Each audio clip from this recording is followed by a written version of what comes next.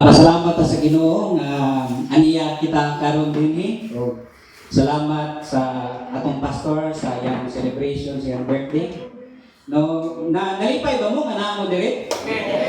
Bita pasalamat ha kay wa ta didto. Unya na lang paghuman.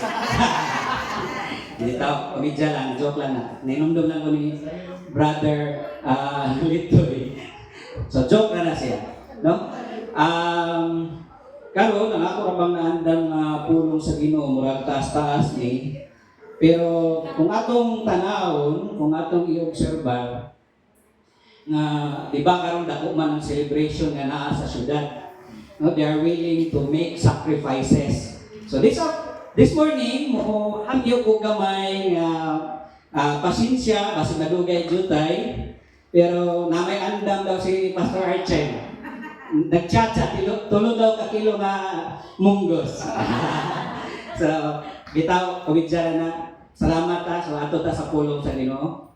Kaya ang atong text karon makita sa Matthew chapter 12, verses 33 to 37. Lima lang din siya ka verses, pero murag tas-tas mo siya. Sige, akong basahon. Gikuha ko din siya sa version nga ang pulong sa Diyos.